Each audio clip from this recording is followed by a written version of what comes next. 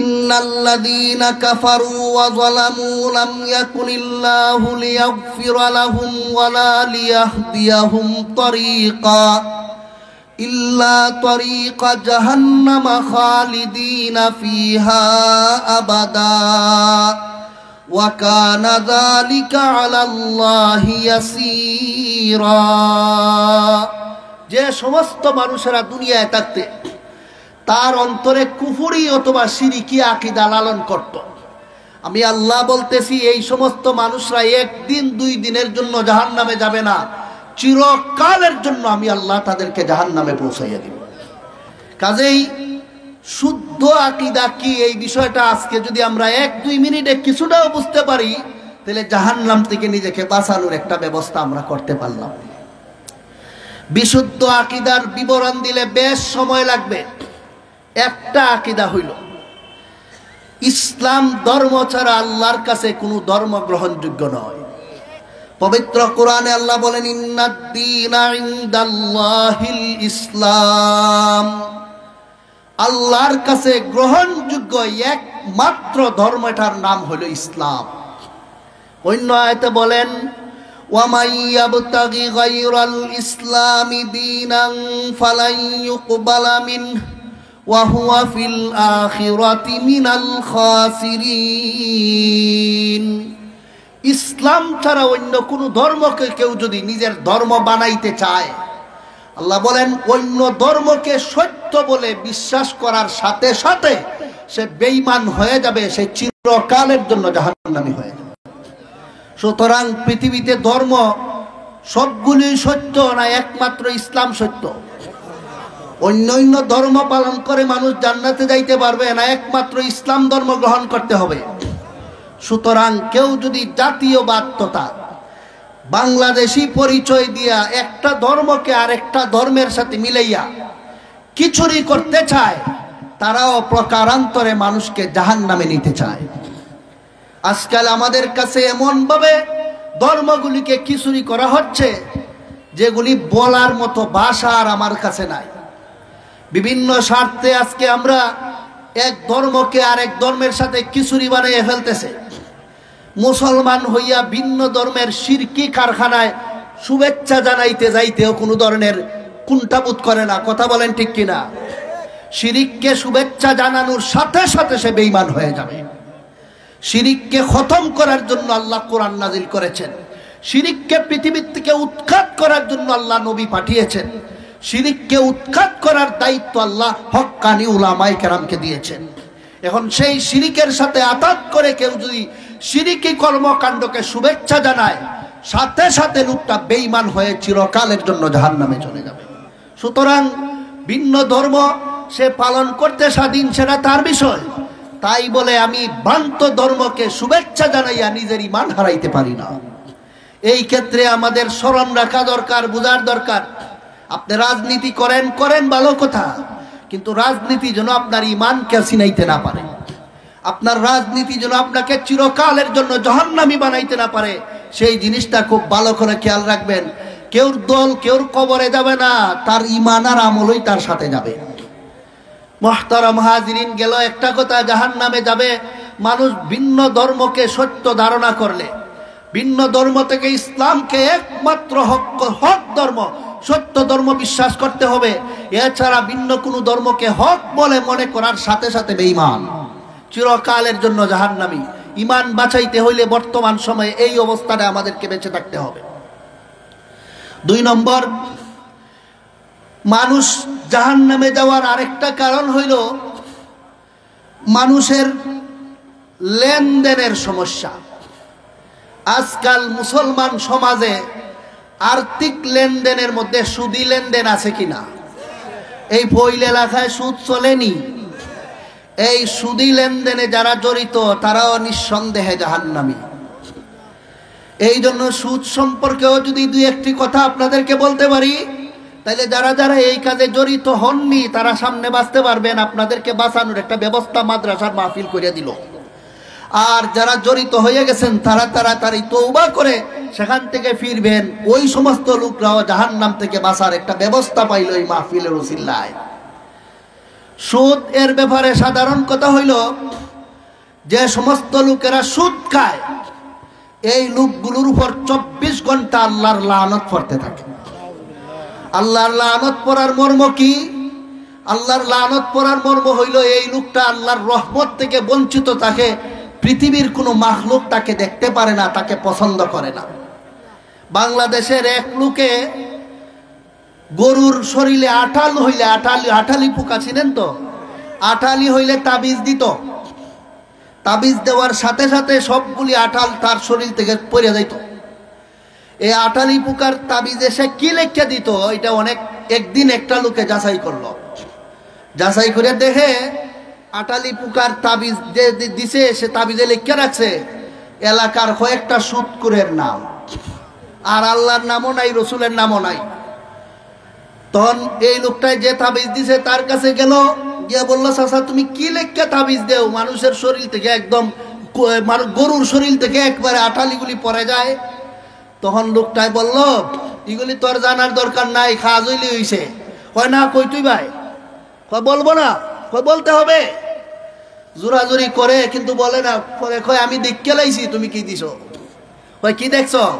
বলে আল্লাহর নামও নাই, রসুলের নামও নাই, এলাকার কয়েকটা সুদখোরের নাম লেখা। হ্যাঁ ঠিক দেখছ, আমি শরীর থেকে আঠালি পোকা ছাড়ানোর জন্য আল্লাহ রসুলের নাম নেই না, আমি সুদখোরের নাম লিখেই দেই। বলে এর দ্বারা কিভাবে বুঝলাই আঠালি চলে যাবে? বলে আমি জানি সুদখোর লোকটার উপর 24 ঘন্টা আল্লাহর লানত পড়ে। এই লোকটারে না কোনো মাখলুকে দেখতে পারে, কাজেই একটা দুইটা না কয়েকটা সুদখোরের নাম যখন কোনো গরুর শরীরে লাগাই দিমু, তার নামের প্রতি ঘৃণা করে এই শরীরে কোনো ফুকা থাকবে না। এটা বিশ্বাস করে আমি দিছি, যার কারণে যে গরুর শরীরেই আমি দেই, গরুর শরীর থেকে আটালি ফুকা এমনি জইরা পইরা যায়। ভাইয়েরা আমার, বলুন তো বর্তমান সমাজে যে সমস্ত সুদখোররা আছে তারা খালি মানুষের অন্তরের অভিশাপ নিয়েই আছে, না ফুকা মা করে ওরা ঘৃণা করে? একবারে আসমান থেকে নিয়ে জমিন পর্যন্ত সমস্ত মাখলুক এদেরকে ঘৃণা করে।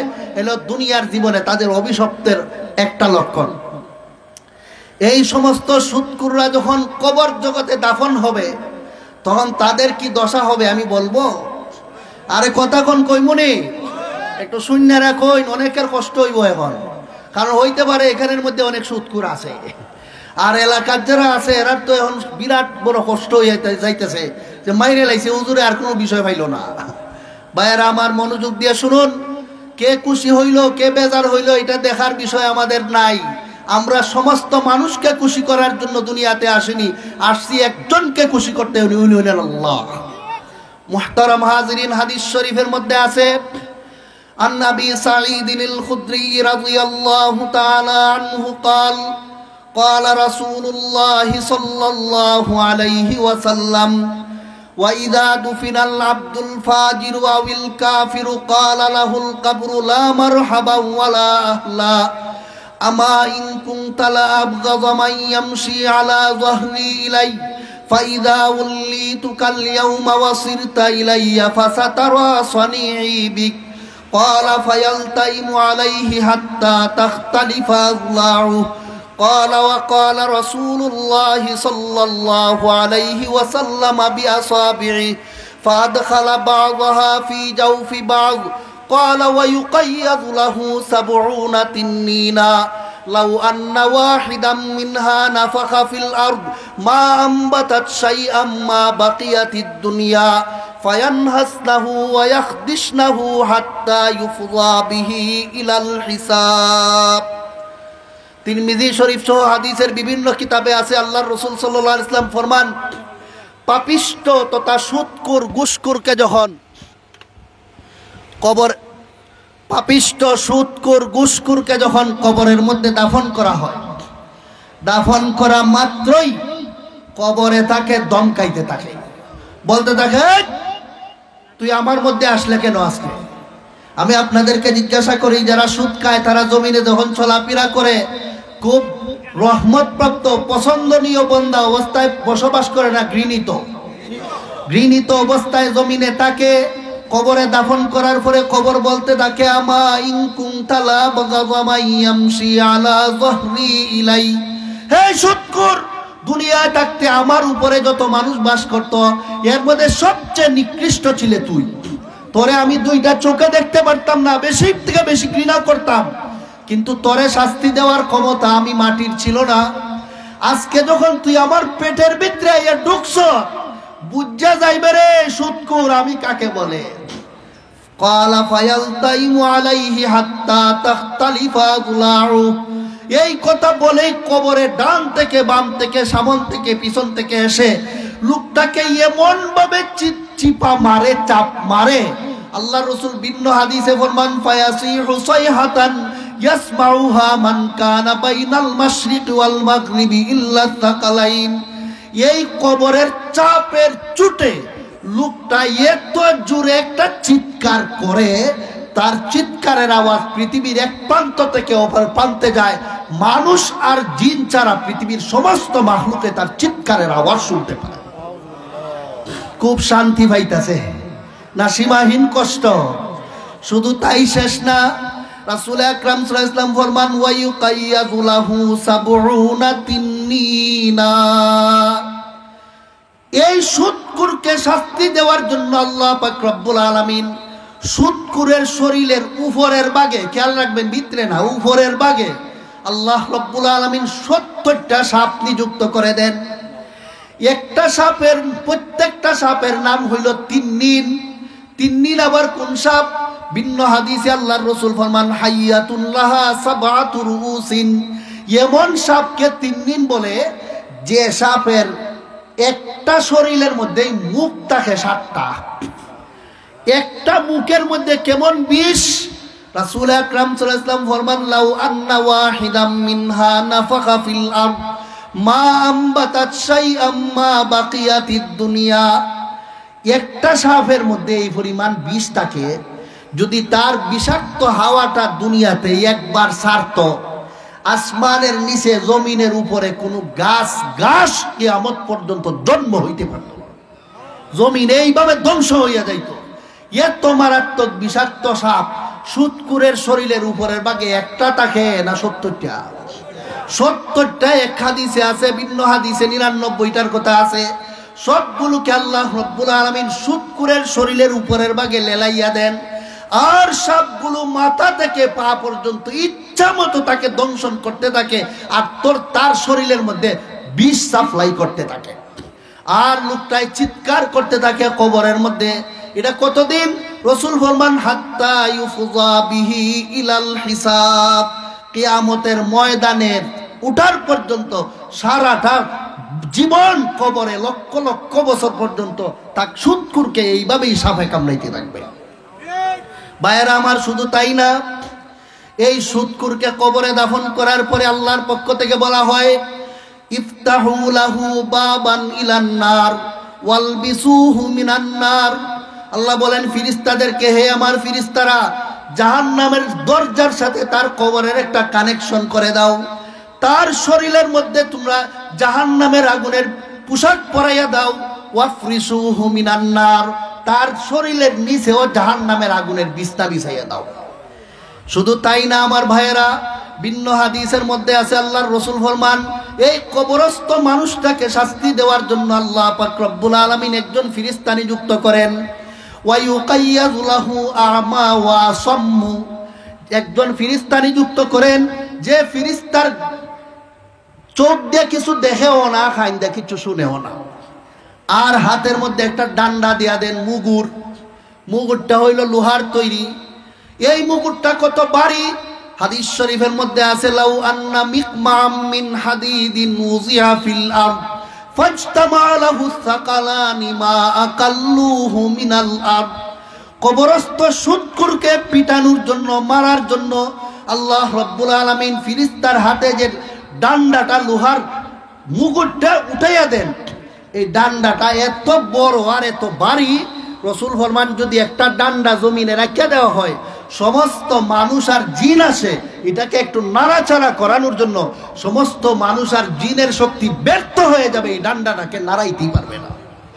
এত বড় ডান্ডা যা আল্লাহর রাসূল ফরমান লাউ জুরিবা বিহিল জাবালু লা তাফাত্তাতা যদি একটা বিশাল পাহাড়ের মধ্যে বাড়ি দেওয়া হয়, এক আঘাতের কারণে পাহাড় পর্যন্ত তুলার মতো উঠতে থাকবে। এত বড় ডান্ডা দিয়া এই সুদকুরকে ফিরিস্তারা ইচ্ছা মতো কবরের মধ্যে পিটাইতে থাকবে। একদিন দুই দিন না, কিয়ামতের ময়দানে উঠার আগ পর্যন্ত হাজার হাজার লক্ষ লক্ষ বছর। ভাইয়েরা আমার, খুব শান্তিতে যাইতেছে কবরের অবস্থাটা। ভাইয়েরা আমার, ভালো রকম স্মরণ রাখুন, একদিকে কবরে তারা চাপতাছে, দ্বিতীয়ত সাফের উপর তার উপরই বাগে কামড়াইতাছে, তৃতীয়ত ফিরিস্তার ডান্ডাই যা তাকে বাইরেইতাছে, চতুর্থত তার কবরের মধ্যে খালি ফুলের বাগান না আগুন। এইভাবেই শাস্তি তাকে দেওয়া হচ্ছে কবরের মধ্যে। সুতরাং যে কবরে শাস্তি পায় তার কিন্তু আর সামনে নাজাতের কোনো লাইন নাই। হাদিস শরীফের মধ্যে আছে, আন উসমান রাদিয়াল্লাহু তাআলা আনহু আন্নাহু কানা ইযা ওয়াকাফা আলা কবরিন বাকা হাত্তা ইয়াবুল্লা লিহইয়াতাহু ফাকিলা লাহু তুযকারুল জান্নাতু ওয়ান নারু ফালা তাবকি ওয়া তাবকি মিন হাযা ফাকালা ইন্নী সামি'তু রাসূলাল্লাহি সাল্লাল্লাহু আলাইহি ওয়াসাল্লাম ইয়াকুল ইন্নাল কবরা আউয়ালু মানজিলিন মিন মানাজিলিল আখিরাহ ফাইন নাজা মিনহু ফামা বা'দাহু আইসারু মিন ওয়া ইল্লাম ইয়ানজু মিনহু ফামা বা'দাহু আশাদ্দু মিন قال وقال رسول الله صلى الله عليه وسلم ما رأيت منظرا قط إلا والقبر أفظع منه رواه أحمد والترمذي وابن ماجه أو كما قال عليه الصلاة والسلام। আচ্ছা, সুদকুর কবরের মধ্যে খুব আরামে আছে না সীমাহীন শাস্তি? সীমাহীন শাস্তি পাইয়া যে লোকটা কবরের মধ্যে থাকবে, আল্লাহর রাসূল ফরমান, শুনে রাখো, আমার যে উম্মতটা কবরের মধ্যে শাস্তি পাবে, ফামা বাদাহু আসাদ্দু মিনহু, এরপরে আরো যতগুলি গাঁটি আছে হাসরের মাঠ এবং জাহান্নাম, সব কিছুতে তাকে এর চেয়ে আরো মারাত্মক শাস্তি দেওয়া হইতে থাকবে। এখন শুনেন, হাসরের মাঠে উঠার পরে এই সুদকুরের কি শাস্তি হবে? শুনতে মন চাইনি আপনারা? না চাইরা দিতাম? একটু মনোযোগ দিয়ে শুনুন, যারা আমরা দেশ মাল খায় এরা কিতা জমাইতাছে নিজের কপাল।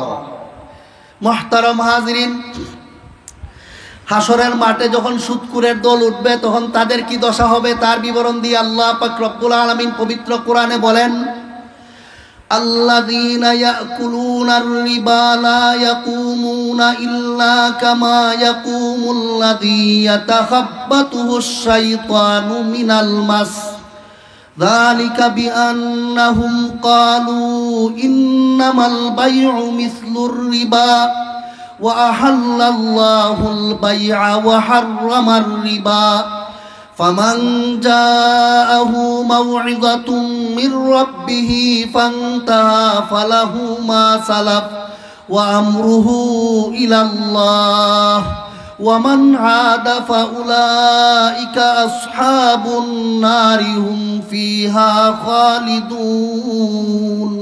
আল্লাহ রাব্বুল আলামিন বলেন, যে সমস্ত লোকেরা সুদ খায় মনে কইরো না খালি তার কবরেই শাস্তি হবে।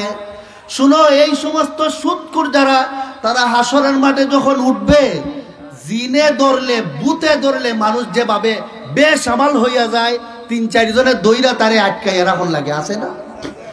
পাগল টাগল যেগুলি জিনে ধরে, এমনি পাগল আছে রেল লাইনের কিনারে ভরিয়া রয়েছে, কোনোদিন কেউ ধরেও না সয়ও না। কিন্তু বুত্তা মার্খা জিনে ধরা যে পাগলটা তাকে, ইটারে তিন চারজনের দইরা সিএনজি দুটাইয়া মূল্যা বাড়ি লিয়া যাওয়ার লাগে। কথা কই না কেন? কাজে এটা কি সাধারণ পাগল না অশৃঙ্খল? আল্লাহ রাব্বুল আলামিন বলেন, জিনে ধরলে ভূতে ধরলে শয়তানের গুতা খাওয়া মাথাল যেভাবে অশৃঙ্খল হইয়া যায়, হাসরের মাঠে সুদখোরের দলে এইভাবে জিনে ধরা ভূতে ধরা শয়তানের গুতা খাওয়া মাথালের মতো হাসরের মাঠে উঠবে। আচ্ছা, একটা মানুষ পাগলের মতো না আছে আর চিল্লায় বেমরায়, এর দ্বারা কি বোঝা যায় তার ভিতরে শান্তি না জ্বালা? এই তার ভিতরে কি জ্বালাটা, কি জ্বালাটার বিবরণটা একটু মনোযোগ দিয়ে শুনুন। হাদিস শরীফের মধ্যে আছে, আন আবি হুরায়রা রাদিয়াল্লাহু তাআলা আনহু قال قال رسول الله صلى الله عليه وسلم رأيت ليلة أسري بي لما انتهينا إلى السماء السابعة قال فنظرت فوقي فإذا أنا برعد وبرق وصواعق قال فأتيت على قوم بطونهم كالبيوت فيها الحيات তুরা মিন খারিজি বুতুনিহিম কুলতু মান হাউলাই ইয়া জিবরিল ক্বালা হাউলাই আকালাতুর রিবা রাওয়াহু আহমদ আও কামা ক্বালা আলাইহিস সালাতু ওয়াস সালাম। আল্লাহর রাসূল সাল্লাল্লাহু আলাইহি ওয়াসাল্লাম বলেছেন, হাসরের মাঠে সুদখোরের দল, জিনে ধরা, ভূতে ধরা, শয়তানের গুতা খাওয়া মাতালের মতো কেন নাচতে থাকবে? তার ভিতরে জ্বালাটা কি, জ্বালার বিবরণ আল্লাহর রাসূল দিয়েছেন। ঠিক আছে, আর 10 মিনিট আছে, এর ভিতরে সুদখোর শেষ করে লাই, কি বলেন আপনারা? এরপরে আরো অনেক কিছু আছে, বলতে সময় নাই, 10 মিনিট। এই সুদখোরের দল হাসরের মাঠে এইভাবে নাচতে থাকবে কেন? তার ভিতরে শান্তি না বেশি জ্বালা? কথা কই না দেখি সবাই। এই জ্বালাটা কি, কেন? রাসূল আকরাম সাল্লাল্লাহু আলাইহি ওয়াসাল্লাম ফরমান, আমি যখন মেরাজে গেলাম, 7 আসমানের উপরে যখন আল্লাহর রাসূল গিয়া পৌঁছলেন, শুনছেন আপনারা মেরাজ হয়েছিল কিনা? 7 আসমানের উপরে যখন আল্লাহর রাসূল গেলেন, রাসূল ফরমান, আমি 7 আসমানের উপরে গিয়ে দেখি সেখানের মধ্যে বৃষ্টি বাদলের দিনে ঠাটা পড়ে না? আপনারা ঠাটা কই না? এটারে বজ্রপাত যেভাবে আওয়াজ করে সেই রকম ঠা বিরাট আওয়াজ হইতাছে। রাসূল ফরমান, আমি আশ্চর্য হইয়া গেলাম, 7 আসমানের উপরে তো মেঘ বৃষ্টি হয় না, এইখানের মধ্যে এই সমস্ত বজ্রপাতের আওয়াজ, ঠাটার আওয়াজ হইতাছে, ব্যাপারটা কি? আশ্চর্য হয়ে আল্লাহর রাসূল ফরমান, আমি একটু গেলাম যে আওয়াজটা কই থেকে আয় একটু দেখি। রাসূল ফরমান, একটু আগাইলাম, আমি আগাইয়া গিয়ে দেখি এমন কতগুলি মানুষ দাঁড়াইয়া রইছে, যাদের একজনের পেট বিশাল একটা এলাকার সমান। অনেকগুলি গড় মিলে তো একটা এলাকার সমান। এই পেটটা এত বড় হইল কেমনে? রাসূল ফরমান, ফিহাল হাইয়াতু তুরা মিন খারিজি বুতুনিহিম, পেটের ভিতরে অসংখ্য অগণিত বিষাক্ত সাপ, যেগুলি বাহির থেকে দেখা যাইতাছে। আগে তো সাপ ভিতরে ছিল না বাহিরে, এখন দেখা যাইতেছে পেটের ভিতরে এই সাপ। তার পায়খানার রাস্তা দিয়ে আল্লাহ ঢুকাইতে ঢুকাইতে তার পেটটাকে এত বড় করছেন যে একটা এলাকার সমান একটা লোকের পেট হইয়া গেছে। আর সাপে তার পেটের ভিতরে যে কামড়াইতেছে, সাপের বিষের জ্বালা সহ্য করতে না পাইরা লোকটাই যে এক একটা হাক করে চিল্লি দিতেছে, এক একটা চিৎকারের আওয়াজ ঠাটার মতো আওয়াজ হইতেছে। আল্লাহ রাসূল জিবরিল ফেরেশতাকে আশ্চর্য হইয়া জিজ্ঞাসা করলেন, হে জিবরিল, এত কঠিন শাস্তি দেওয়া হচ্ছে, এরা কারা? এদের পরিচয়টা আমি নবীকে শুনাইয়া দাও। জিবরিল বলেন, ইয়া রাসূলুল্লাহ, হাউলাই আকালাতুর রিবা, এরা আর কেউ না, এরা আপনার উম্মতের সুদখোরের দল। খুব মজা হইতাছে, খুব আরাম হইতাছে না? সীমাহীন কষ্ট। এই পেটটা নিয়ে যখন হাসরের মাঠে উঠব, বলেন লোকটা কি স্বাভাবিক থাকবো না চিল্লাইবো বেমরাইবো? এই পাগল মাতালের মতো হাসরের মাঠে চিল্লাইতে থাকবো, ভিতরে সাফের বিষের জ্বালায়, পেটের ভিতরের বেদনার জ্বালার সময়। ভাইয়েরা আমার, শুধু তাই না, আল্লাহ রাসূল ফরমান, তাদুস শামসু ওয়া ইউজাদু ফি হাররিহা কাদা ওয়া কাদা, তাগলি মিনহাল হাওয়ামু কামা তাগলিল কুদুরু, ইয়ারাকুনা ফিহা আলা কদরি খাতায়াহুম, فمنهم من يبلغ إلى كعبيه ومنهم من يبلغ إلى ساقيه ومنهم من يلجمه العرق وفي رواية قال ومنهم من يغطيه عرقه وأشار بيده وأمر يده فوق رأسه يمينا وشمالا। আল্লাহর রাসূল বলমান, এই সুদখোরটাকে হাসরের মাঠে উঠানোর পরে এক তো পেটের ভিতরে সাপের বিষের জ্বালা, অন্যদিকে উত্তপ্ত সূর্যের তাপটাকে আল্লাহ হাজারো কোটি গুণ বাড়াইয়া তার মাথার উপরের মধ্যে রেখে দিবেন। আর সূর্যের তাপে তার মাথার শক্ত খুলিটা সাথে সাথে গইল্লা নিচে পড়ে যাবে, আর মাথার মগজ বাতের মারের মতো বল খাইতে থাকবে। উত্তপ্ত সূর্যের তাপটা তার শরীরে লাগার সাথে সাথে এত বেশি ঘামবে, রাসূল আকরাম সাল্লাল্লাহু আলাইহি ওয়াসাল্লাম ফরমান, এমনও হবে যে তারা ঘামের মধ্যে ডুবে যাবে। আচ্ছা, আমি আপনারা জিজ্ঞাসা করি, ঠান্ডা পানির নিচে একটা মানুষকে যদি ডুবাইয়া রাখেন, শ্বাস ফালাইতে পারে? কথা কই না সবাই? শ্বাস ফালানো যায়? এই জায়গাতে হাসরের মাঠে উত্তপ্ত সূর্যের তাপটা যে পানির মধ্যে লাগতেছে, এটার কি অবস্থা? এই উত্তপ্ত গরম পানির ভিতরে এই বিশাল সাপের কারখানা লইয়া, আর মাথার মগজ তো বলতেছে ওই এই লোকটা তার গামের ভিতরে ডুবে থাকবে, শ্বাস ফলাইতে পারে না, এই অবস্থায় নাচতে থাকবে আর চিল্লাইতে থাকবে হাসরের মাঠে। এই ভয়ঙ্কর পরিস্থিতিতে সুদখোর যখন থাকবে, মানুষের দেখে ওই বুঝা লাইব এই লোকটায় দুনিয়ায় থাকতে আশা ব্যাংক সুদের লেনদেন করত, গ্রামীণ ব্যাংক এই লেনদেন আছে কিনা আমরা দেশ, মহিলারা পর্যন্ত এখন দেশের মধ্যে সুদ খায়। ভাইয়েরা আমার, যারা যারা এই ধরনের অবস্থা করে কবরে খুব আরামে ছিল না শাস্তি পাইছে?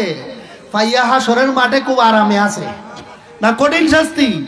শেষমেশ কোথায় যাইবো আমি কইতাম নি। আল্লাহ পাক রব্বুল আলামিন বলেন, ইয়া আইয়ুহাল্লাযীনা আমানু লা তাকুলু আমওয়ালাকুম বাইনাকুম বিল বাতিল ইল্লা আন তাকুনা তিজারাতান আন তারাযিম মিনকুম ওয়ালা তাকতুলু আনফুসাকুম ইন্নাল্লাহা কানা বিকুম রহিমা ومن يفعل ذلك عدوانا وظلما فسوف نصليه نارا وكان ذلك على الله يسيرا। হে মুমিন মুসলমানেরা, আমি আল্লাহ বলে দিচ্ছি, অন্যায় ভাবে সুদে ঘুষে মানুষের সম্পদ মাইরা খাইও না। যদি খাও, হাসরের মাঠের এই শাস্তি তোমাদের জন্য শেষ না। ومن يفعل ذلك عدوانا وظلما فسوف نصليه نارا। আমি আল্লাহ বলতেছি, তাদেরকে আমি আল্লাহ হাসরের মাঠ থেকে নিয়ে সোজা জাহান্নামে ঢুকাইয়া দিব। তাহলে সুদখোর কবরে শাস্তি পাইয়া হাসরের মাঠে গিয়া রেহাই পাইলিল না, সেখান থেকে জাহান্নামে গেল। কথা বলেন না সবাই? শেষ পর্যন্ত সুদখোর জান্নাতি না জাহান্নামী?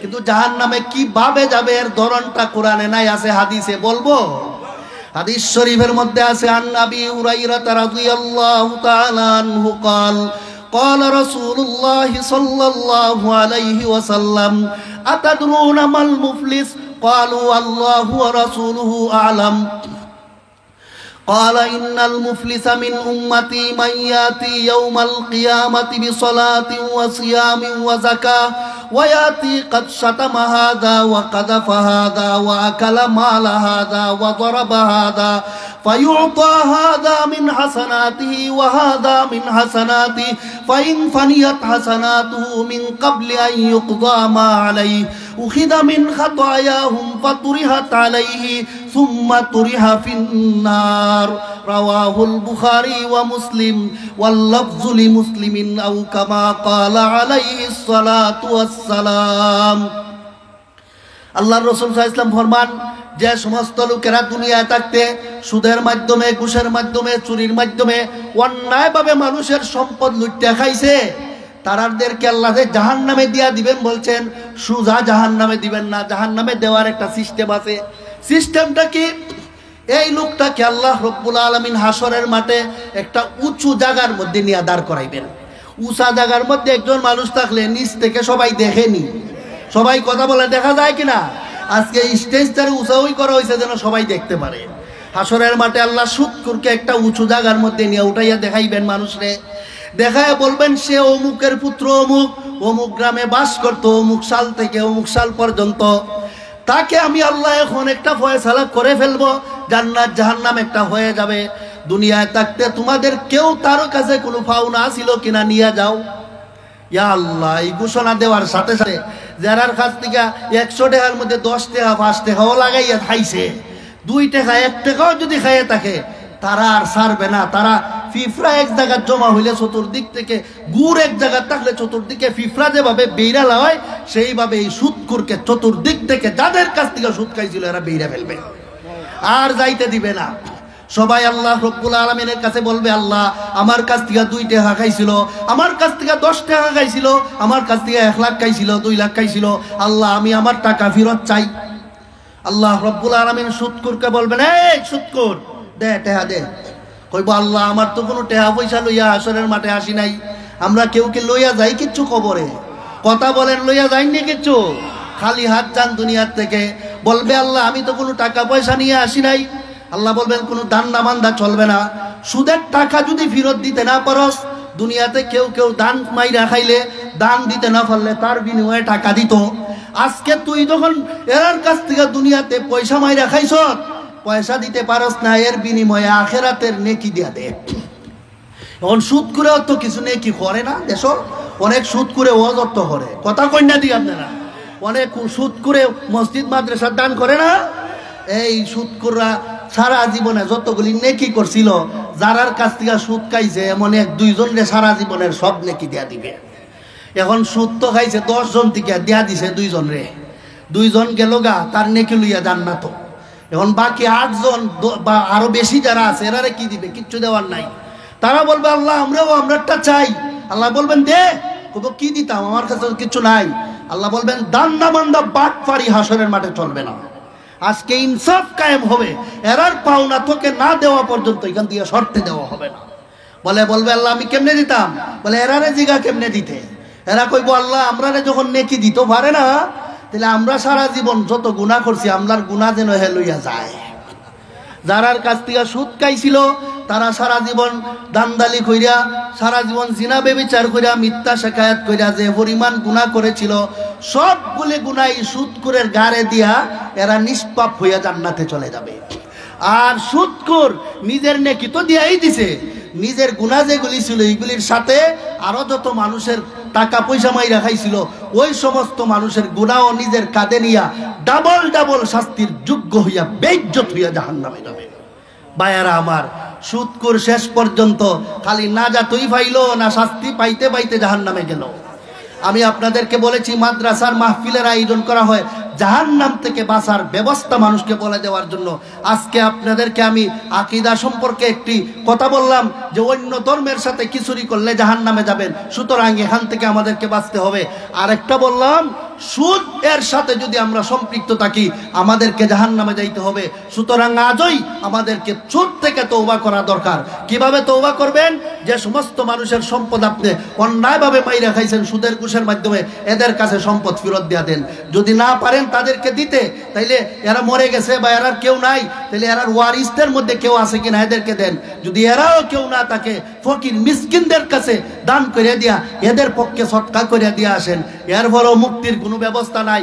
একবারে যদি নিঃস্ব হইয়া থাকো তাইলে যারার কাছে দিছিল এরার কাছে মাপ চেয়ে নিয়ে আসো।